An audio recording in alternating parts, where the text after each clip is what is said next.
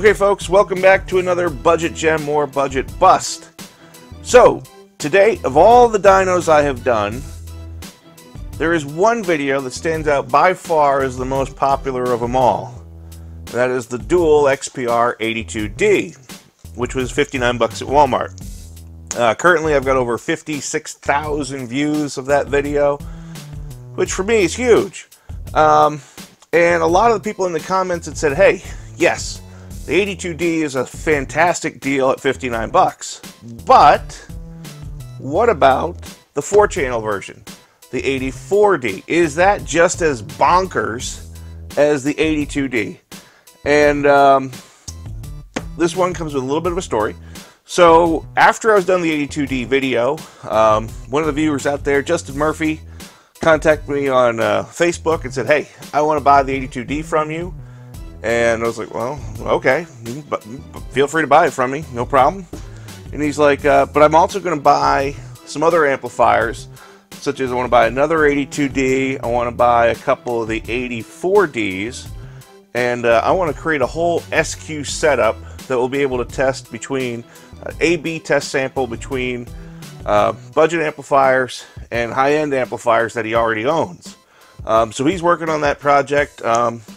I think he's going to come with a YouTube channel later, don't know for sure, but if he does, those are going to be some really interesting videos for you guys to check out.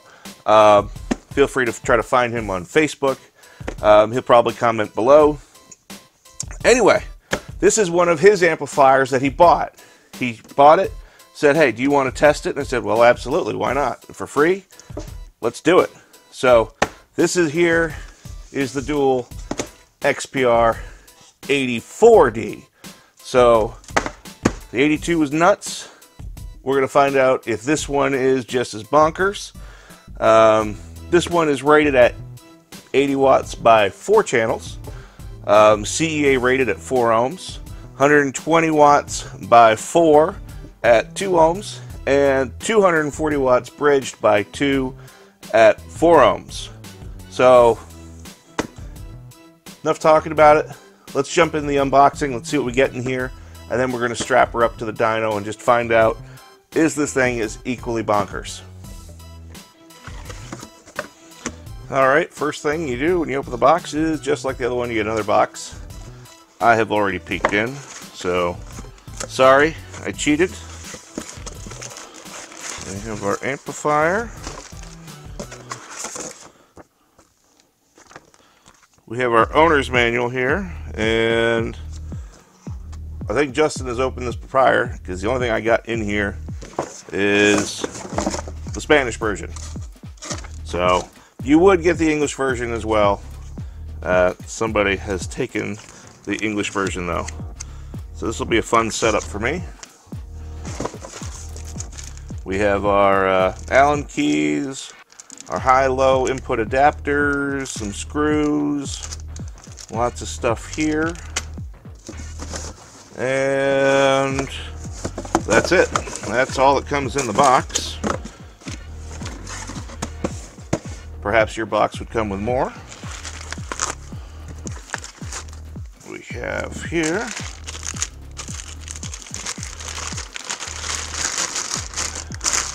one amplifier. So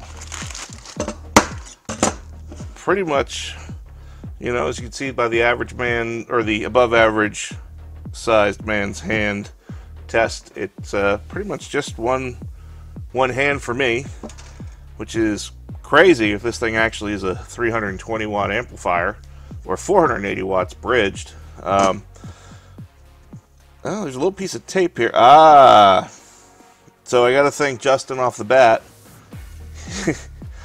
We're gonna have guts today because he took all the screws out for me, since I am inept with tools apparently. So that's kind of neat. We're going to take a look around the sides of the amplifier and just see how bonkers the rest of it is.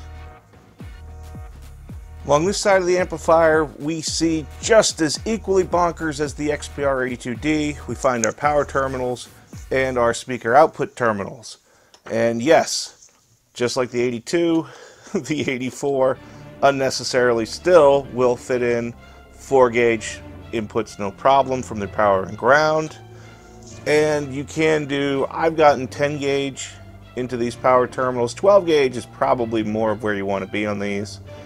And yes, just like the 82, this whole power terminal will glow blue when there's power on and there's no problem, and it will glow red if there is a problem and the amplifier's gone into protect. And of course we have our two 25 amp fuses, which is double what we had on the XPR 82D. Keeping up with the insanity along this side, you guys saw my 82D video, you know this is going to be equally bonkers. Alright, so yes, there is high inputs for both your channels 1 and 2 and 3 and 4. You have RCA ins for channels 1 and 2, 3, 4. There are no RCA outputs, unlike the 82. You have individualized gains for both your front and rear channels, bass boost for each, your high-pass filter, which is adjustable from 40 Hz to 250 Hz, and your low-pass filter, which is adjustable from 250 Hz down to 40 Hz. And of course, your crossover is over here in case you want to low-pass it, high-pass it, or do full range. You cannot band-pass it. Checking out the guts here of the XPR 84D, you know, there were some people who thought after I posted the pictures of the 82D's guts on Facebook that they thought the 84D might just be a doubling up of that one. And outside of the power supply transformer over here, that's exactly what it looks like to me. We got almost the double amount of the caps that came on the 82. It looks pretty much like a clone on the output section, doubled. So pretty nice looking guts in here if you ask me. Very simplistic, but looks very well connected, well made. There's no real bad or cheap looking solders in there. Not too shabby, Dual. Alright, nothing left to do but to take this amp and strap it up to the amp dyno and find out exactly how much power the XPR 84D does. Based on the looks, I think it's going to be just as good as the XPR 82D. But that's why we do the tests. Let's find out. I'll see you after we're done.